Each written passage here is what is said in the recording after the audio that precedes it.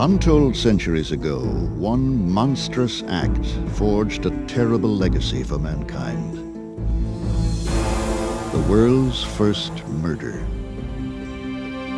Cain talked with Abel, his brother, and it came to pass that when they were in the field, Cain rose up against Abel and slew him. Genesis 4:8. The victim, a humble shepherd named Abel. The assailant, Abel's older brother, Cain. They are the Bible's first two siblings, the sons of Adam and Eve. The tale of this sinister deed is one of the most chilling accounts in the Bible. Though the book of Genesis records the identity of the killer, this ancient crime, in essence, remains unsolved. It's almost as though we've gotten a police report of a particularly nasty murder. And even though we have the culprit, we don't know why he did what he did. We don't know how he did what he did. Riddled with paradox, this ancient murder mystery probes deep into mankind's darkest dimension. I think the biggest mystery of Cain and Abel is why God would create creatures who have such a capacity for hatred and evil. What compelled Cain to kill his brother? Was the crime premeditated murder or merely negligent homicide?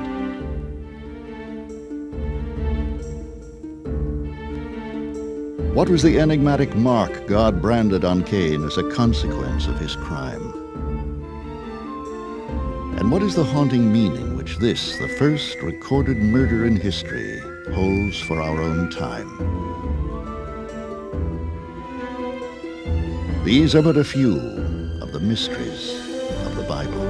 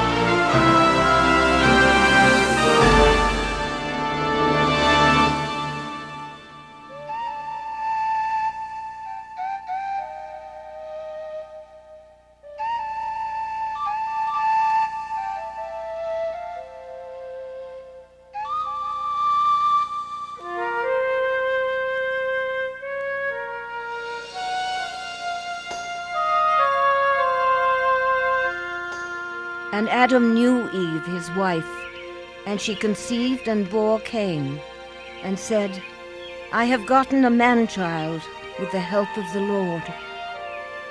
Genesis 4:1. In the beginning, mankind's first couple shares the wonder of a miracle, the first human birth. For Adam and Eve, it is a profound moment of renewed hope. Their first taste of joy since their heartbreaking expulsion from paradise by God. For them, their newborn son Cain represents the prospect of a happier future.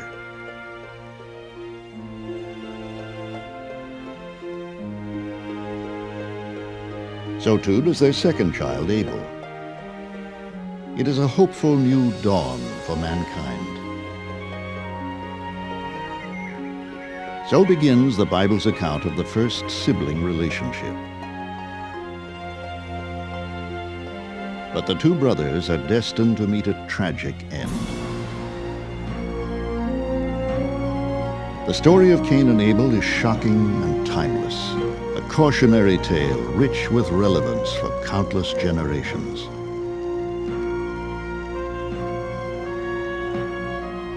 But the account in Genesis, only 17 verses long, resembles a murder mystery with key pieces of the puzzle missing. In order to unlock the story's secrets, biblical scholars have virtually assumed the role of criminal investigators.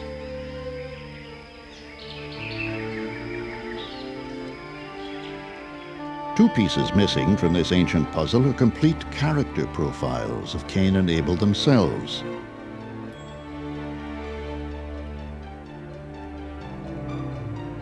Rather than describing their individual personalities, the Bible defines them largely in terms of their relationship to one another.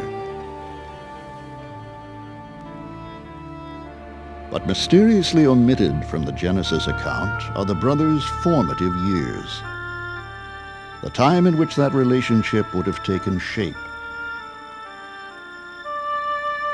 Were Cain and Abel splintered by rivalry at the outset? Or could there once have been a deep brotherly love between them that the Bible fails to mention?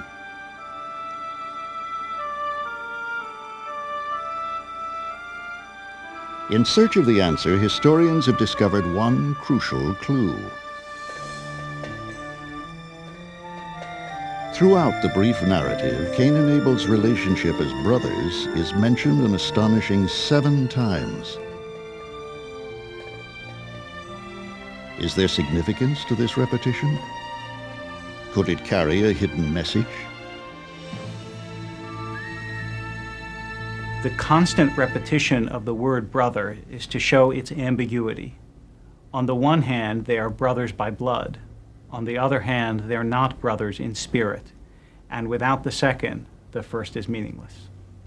And so from the very beginning, there must have been friction and anger and resentment that culminated in this terrible deed. What was the cause of this bitter rivalry?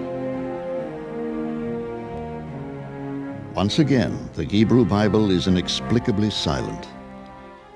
But one theory finds its basis in a few key words of the story. And Abel was a keeper of the sheep, but Cain was a tiller of the soil. Genesis 4:2. In this harsher world outside the Garden of Eden, the brothers divide their labor to ensure the survival of their family. Is it possible that their contrasting vocations were at the heart of their rivalry?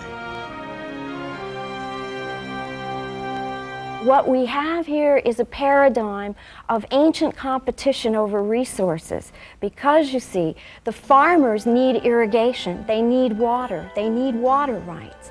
At the same time, the shepherds are looking for a place to pasture their flocks and are looking for a place where they too can water their flocks so that water becomes a real issue between these two groups. Although there was probably a professional antagonism between the brothers, it may have been merely a symptom of their rivalry, rather than its root cause.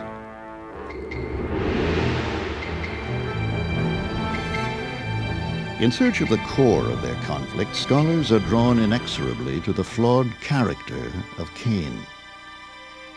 Who is this notorious figure? What is he thinking? What is he doing during the mysterious gap in the narrative preceding the murder? Even though it's very hard to be sure about what character Cain might have had before the incident with his brother Abel, and what Abel might have been like in relationship to Cain, there are some assumptions we can make. One is that Cain, as the older brother, may well have felt a certain degree of propriety, control, desire to be first in the family, because that can happen to any older child. Would he have been discriminating against his brother? Would he have been resentful of his brother, jealous of his brother? Would he have been lording it over his brother? An even more intriguing question is how Cain viewed God. Is it possible that a rivalry had developed not only between Cain and Abel, but also between Cain and God?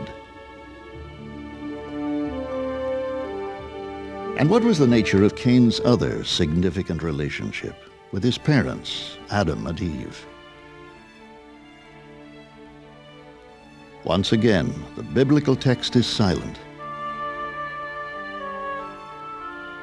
But scholars have discovered a clue that Adam and Eve may have foreseen the terrible tragedy to come. The evidence is contained in a time-honored Hebrew text known as the Midrash, a compilation of biblical traditions written by ancient rabbis. The rabbis tell us that Eve had a dream one night, and she saw blood coming out of Abel's mouth and falling into the mouth of Cain. When she told Adam that dream, he was extremely upset, and he wondered whether or not the enmity that he was already seeing between these brothers was to turn into something worse. And so he settled the two boys in different places, gave them different households, even trained them to different professions in order to keep them apart, to avert the violence that Eve had seen in her dream. Could Adam truly prevent the catastrophe foreseen in Eve's terrifying prophetic dream? Or was a fatal confrontation inevitable?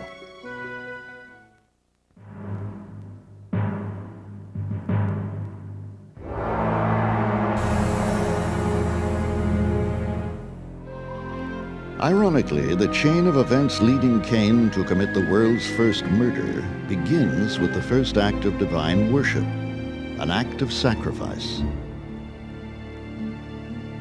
So it came about in the course of time that Cain brought an offering to the Lord of the fruit of the ground, and Abel on his part brought his flock and of the fat thereof. Genesis 4:3.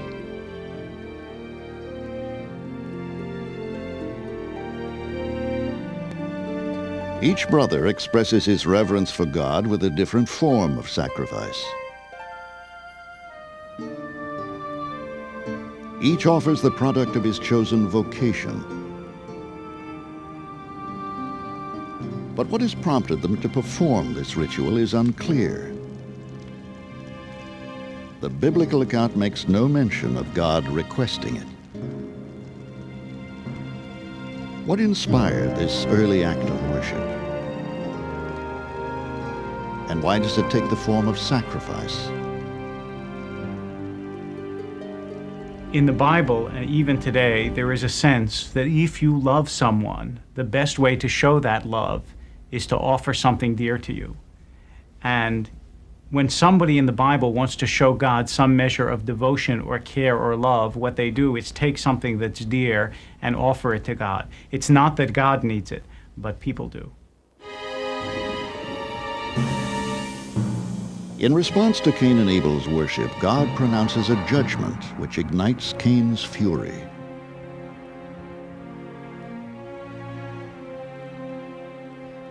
And the Lord had regard for Abel and his offering, but for Cain and his offering he had no regard. Genesis 4:5.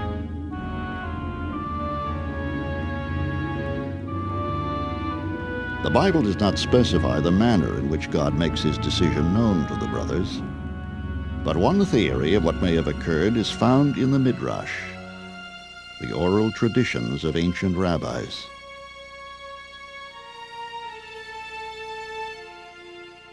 The rabbis tell us that when Abel's sacrifice is made, God accepts it in a shooting flame that goes up to heaven. And hence we know that God took Abel's sacrifice. Cain's, however, just lays there inert. It's a dud of a sacrifice. And Cain immediately flies into a rage. He's filled with bitterness and envy and hatred. And perhaps the biggest problem is that he doesn't voice his hatred to the right person. It's not his brother who has rejected him, it's God. One of the great mysteries of the Cain and Abel story is the question of why God does not accept Cain's offering, but does accept Abel's offering. According to the rules of sacrifice in the Bible, a grain offering is every bit as worthy as a meat offering. Therefore, it's puzzling. It's very puzzling. What's wrong with Cain's offering? For centuries, this one question has obsessed biblical scholars. To answer it is imperative, because it is God's unexplained preference for evil which becomes Cain's motive for murder. But what was God's motive in rejecting Cain's sacrifice? One theory focuses on a critical literary omission. The text specifies that Abel offered to God the choicest of his sheep, but makes no mention of the quality of Cain's fruit of the soil.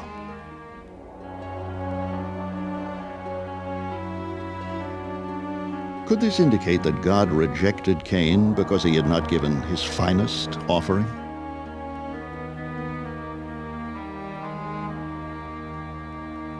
In the biblical text, it says that Abel offered of his best. Cain wanted to sacrifice, but without any of the pain that sacrifice must demand from somebody who's sincere. So he just offered whatever was lying around. But Abel actually showed God his devotion by offering what really mattered of his best. Either Cain didn't love God as much, or Cain loved Cain too much. God criticizes Cain when he refuses to accept his offering. And it doesn't just say God did not find favor with Cain's offering. It says God did not find favor with Cain and with his offering. So the offering is rejected not because it's a bad kind of offering, but because it's offered by a bad kind of person. Whatever God's motive for spurning Cain, his judgment sets into motion a chilling chain of events.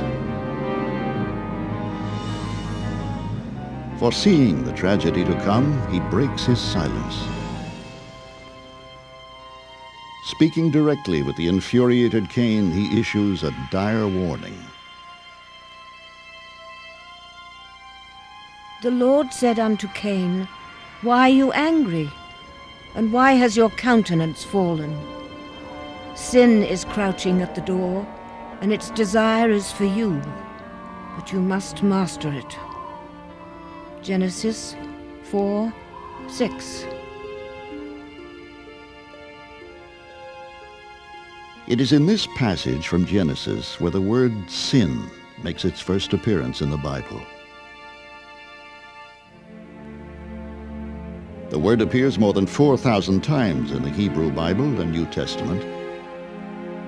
But only here is sin characterized as a living, monstrous entity.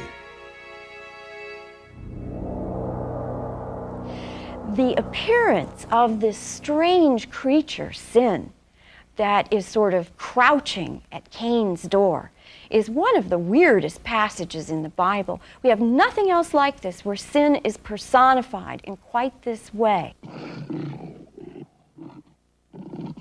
God describes sin almost like a dangerous animal.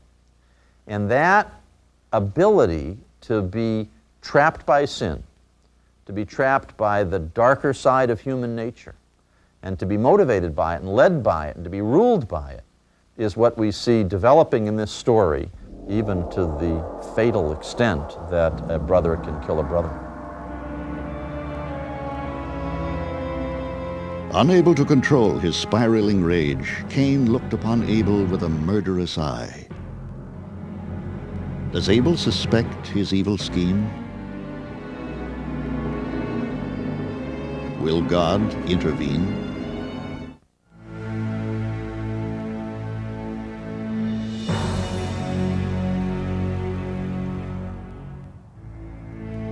Centuries ago, a world untarnished by violence basked in its last moments of innocence. For the world's first murder is about to be committed. Mysteriously, this pivotal incident in biblical history is described only briefly in the Genesis narrative.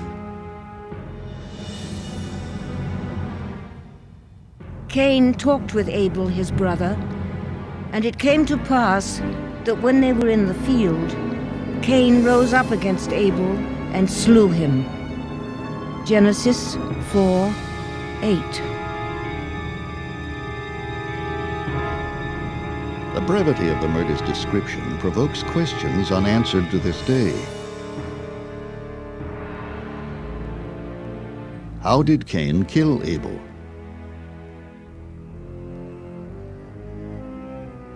Did Cain bury or destroy the body, trying to conceal his crime?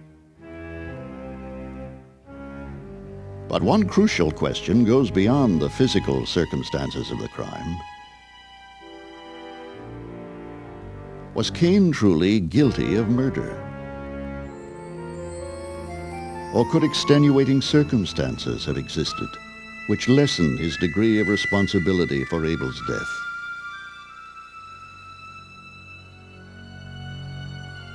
Some scholars point out that before the murder, the death of a human being was an unknown experience. Did Cain realize he was capable of extinguishing his brother's life? He certainly knows what it is to kill an animal, because you have to kill the animals to bring the sacrifices that his brother Abel brought. So it's implicit in the story that they really knew what it was to kill. And I would presume that Adam and Eve had taught Cain and Abel both. You can kill these animals for these purposes, but whatever you do, don't kill one of us human beings. That's wrong. Most scholars, however, believe that Cain was not aware that his attack could result in Abel's death. It's quite likely that Cain did not know the effect of the blows that he rained, whether by fist or by stone or rocks or so on his brother. He must have been utterly horrified, actually, since he'd never seen a dead human being before. He must have been totally stunned by what happened. It was a homicide, but not actually murder.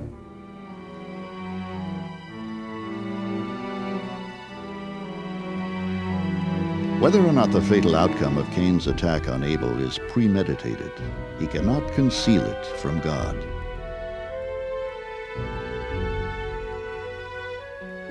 In an unexpected twist in the narrative, a witness to the murder surfaces to expose Cain. But this is not a witness in the conventional sense. The damning testimony came from a ghostly extension of Abel himself. It's very interesting in the story how God finds out about the murder.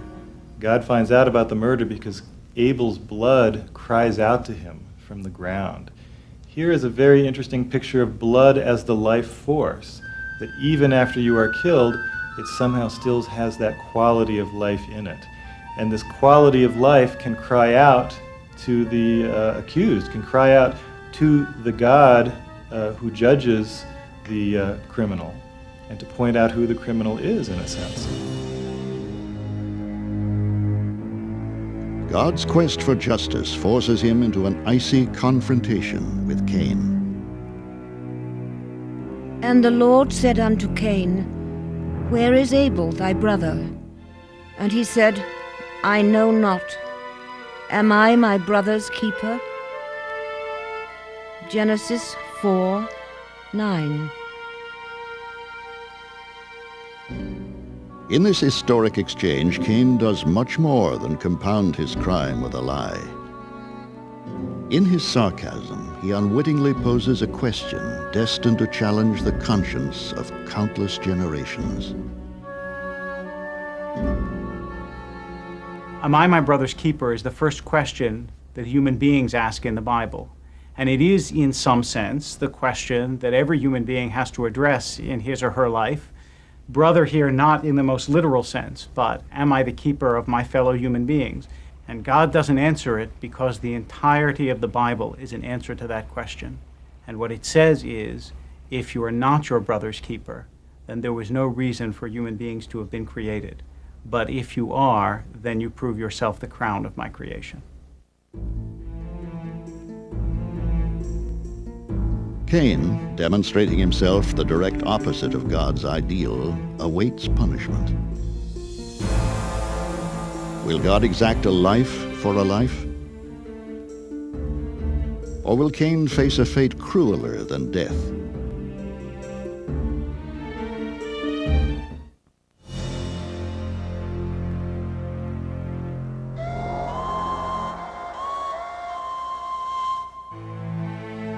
In the wake of the world's first murder, an unsuspecting shepherd named Abel lies dead. Precisely how, where, and why he was killed by his brother Cain may never be known. But these unanswered questions quickly give way in the biblical account to a whole new set of mysteries. Perhaps the most baffling of these mysteries is God's unusual punishment of Cain. When thou tillest the ground, it shall not yield unto thee her strength. A fugitive and a vagabond shalt thou be on the earth. Genesis 4:12.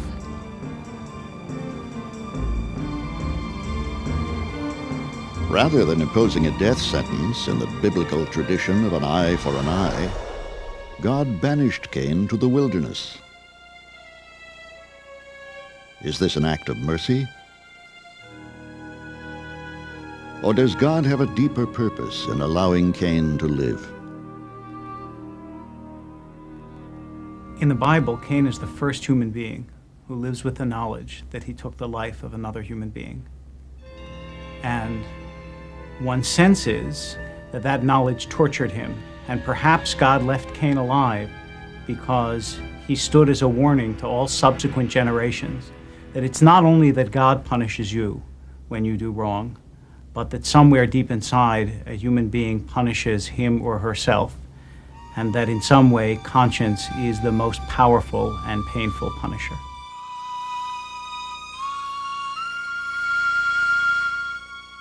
Some scholars suspect a different motive may lie behind God's mercy. One wonders if God doesn't feel, after the fact, something like an accomplice in Abel's murder, because God is the one who treated the two boys differently, hence giving them a reason to fight. So we have to wonder if God doesn't feel rather sheepish about the fact that God had a part in what happened to Abel. Whatever God's motive for sparing Cain's life, his judgment inexplicably terrifies Cain. And Cain said unto the Lord, My punishment is more than I can bear, and it shall come to pass that everyone that findeth me shall kill me. Genesis 4:13. But who were the potential assassins he feared? According to the Bible, after Abel's murder, Earth's only inhabitants were Cain himself and his parents, Adam and Eve.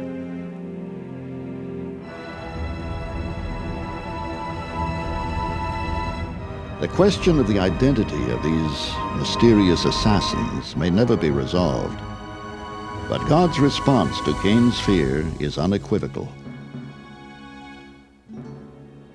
So the Lord said unto him, Therefore, whoever kills Cain, vengeance will be taken on him sevenfold. And the Lord set a mark upon Cain, lest anyone finding him should kill him. Genesis 4:15. Cain stands alone in biblical history as the only person ever to receive such a mark. For centuries, its meaning has been misconstrued by many as a sign of shame. In reality, it was a divine form of protection. But the Bible does not specify what form the mark took. What was it? The most prevalent theory is that it was a brand on the forehead. We know from Mesopotamian law codes that it was common to put a marking on a convicted criminal who was about to be sent into slavery. This slave's mark was known as an abutum, and it was tattooed or gashed into the cheek or the forehead. So it may be that this is the kind of mark that Cain is receiving. This image of Cain branded on the face has become an archetype. But scholars throughout history have proposed a variety of intriguing alternatives. Some medieval interpreters theorized that the mark consisted of horns growing from Cain's head. Others considered it to be an outbreak of leprosy. And still others speculated that it was not a mark at all, but a dog assigned to accompany Cain and protect him from all threats. Whatever the form of Cain's protective mark, God banishes him to the land of Nod.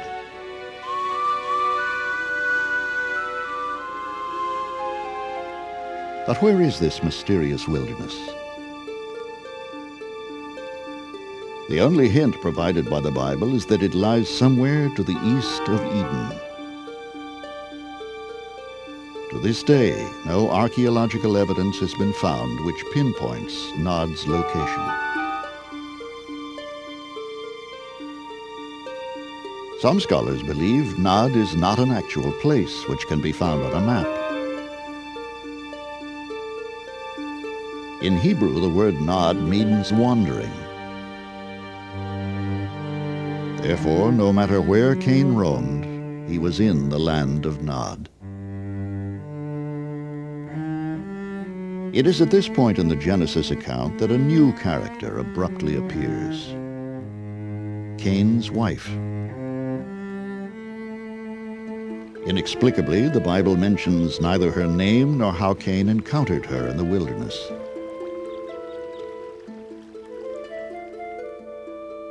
But the larger mystery lies in her very existence. Again, the Bible has made no mention of any other people besides Cain, Abel, and their parents.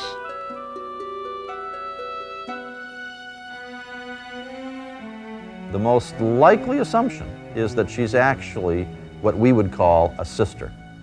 In other words, Adam and Eve had a lot of children. We should not be fooled by the focus on Cain and Abel to think that there were not many others, because in fact Genesis 2 tells us there were many others. So, the most likely candidate to be Cain's wife is one of his sisters. Notice that Adam and Eve having other children and daughters solves the problem of where Cain's wife comes from, but creates a new problem, because then you have Cain marrying his sister, and that's incest. So once the problem arises in the literary history of the story, solving it like it has a domino effect of creating new problems. Whoever this unnamed woman was, she was Cain's salvation from a life of loneliness. But Cain was still a haunted man, forced to live outside God's presence for the rest of his days. What finally became of this social outcast? Like many aspects of this intriguing tale, Cain's final fate is also cloaked in mystery.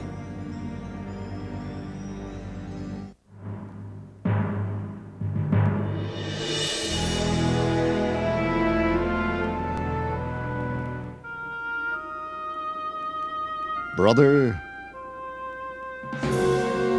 murderer, fugitive, nomad.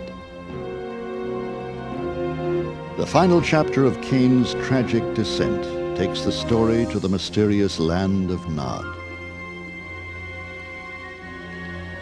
And Cain built a city, and called the name of the city Enoch, after the name of his son. Genesis 4:17. Although Cain had been condemned by God to wander the rest of his days, he constructs a permanent settlement.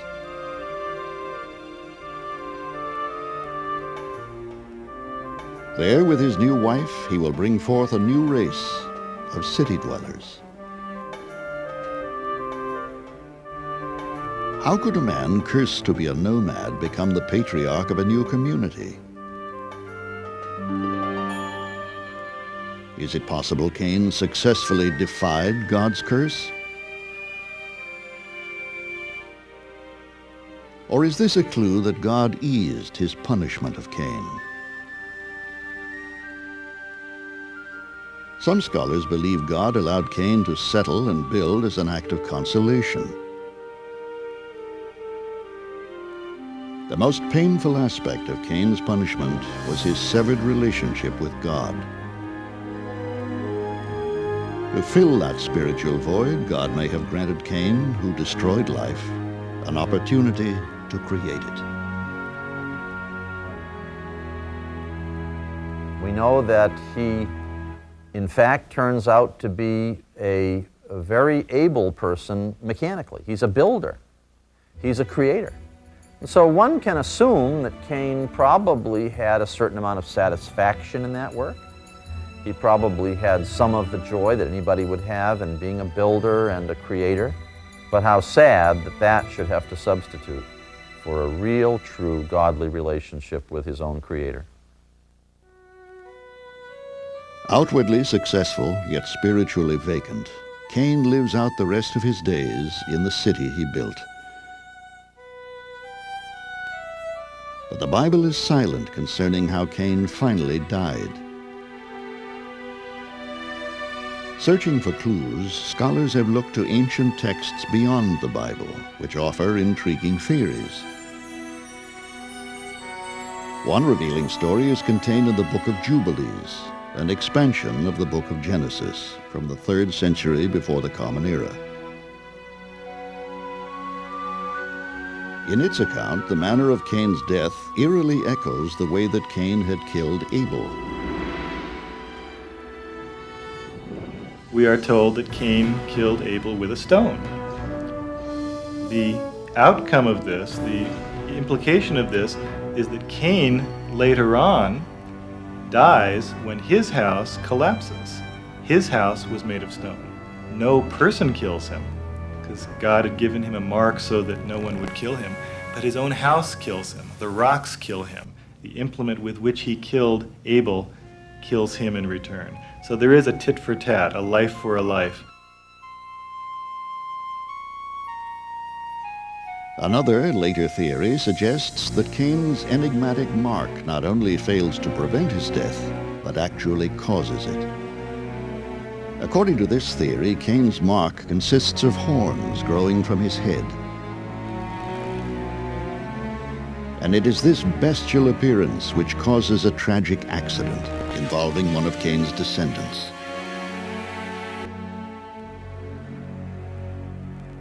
His offspring is out hunting, but he's blind, so he goes with his little boy, and the little boy says, "Dad, off in that direction I see a strange creature with a horn."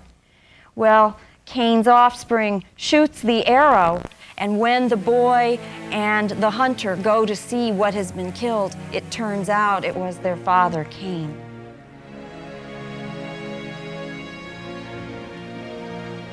Whatever the manner of Cain's death, the legacy of his tormented life endures. For as long as the potential for violence lurks within each human heart, perhaps the murder Cain committed will never truly be solved. And the significance of Cain's haunting question to God echoes to this day. Am I my brother's keeper? It is a question which speaks to the very purpose of our existence, and which transcends our responsibility to our blood relatives. What the Bible is trying to tell us is, again, something of eternal relevance, that all human beings are indeed their brother's keepers, because since all human beings go back to common ancestry, Therefore, no matter how far removed they may be from the original Adam and Eve, they nevertheless are all brothers. This concept of universal brotherhood is a cornerstone of both the Hebrew Bible and the New Testament. That as members of a global family, it is our sacred duty to care for one another.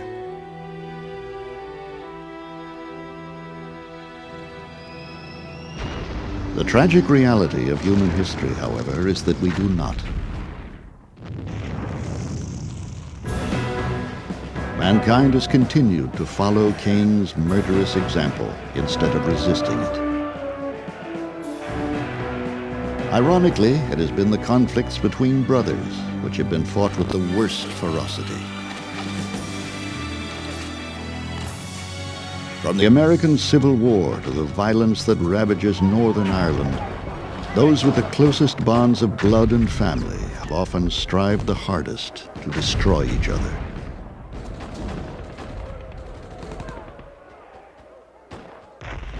The painful question remains.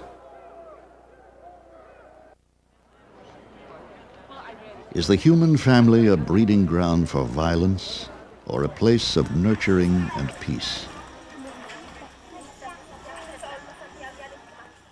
I've always believed that in some ways, families are God's way of teaching us how to live with people that we would otherwise not know and perhaps not like. Because you don't choose your brothers and your sisters and your parents. And I believe that that's God's way of saying you're not allowed to go through this world only picking people who are congenial to you and whom you know and whom you like. You have to learn how to live with a variety of creations. And therefore, you have brothers, you have sisters, you have parents, you have children.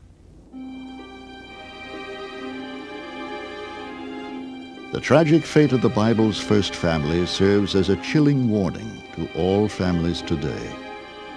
For what might have been a story of brotherly love between Cain and Abel is instead a tale of murder. How this affected their parents, Adam and Eve, the Bible does not say. In the final mystery of this tragic story, the Bible omits any mention of the sorrow and grief they must have felt. Poor Adam and Eve. They saw in their children the outworking of their own sin. The sin they had introduced, coming full circle in their own children. So it must have hurt. It must have hurt a great deal. More deeply bonded than ever by their grief, did Adam and Eve finally transcend their tragic loss? For despite the fate of their first two sons, they were willing to try again. And Adam knew his wife again, and she bore a son, and called his name Seth. Genesis 4:25. The birth of Seth bears witness to the resilience of the human spirit. When Adam and Eve go ahead and conceive another child, it rather reminds me of population studies that show how the birth rate booms after a war. It's a way of saying, despite the fact that there has been this terrible destruction, we still essentially believe in the goodness of life and the worthiness of God's world. In that sense, it's one of the first statements of faith in the Bible and one of the deepest.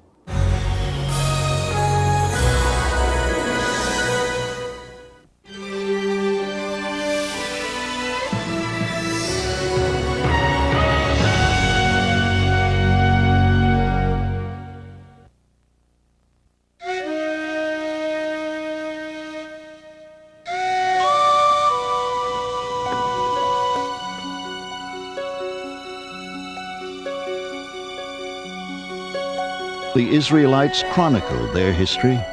They recorded their struggles and conquests in a book called the Bible, so that future generations may study their heritage.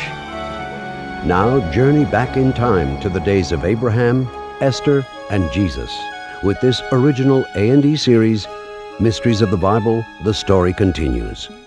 Join hosts Richard Kiley and Gene Simmons as they examine some of the most puzzling events and enigmatic characters in world history. When Jesus entered Jerusalem, the whole city was thrown into an uproar. "Who is he?" the people asked. Matthew 21:10. Following the Gospels and other narratives, each dramatic episode explores a different mystery of the Bible, from the prophets to the Philistines. Does the book of Revelations foretell the coming of an apocalypse? Did Joseph have the power to interpret dreams? Historians, theologians, and archaeologists from around the world join in the debate as Mysteries of the Bible moves to enlighten the possibilities. Nation will not take up sword against nation, nor will they learn war anymore. Isaiah 2:4.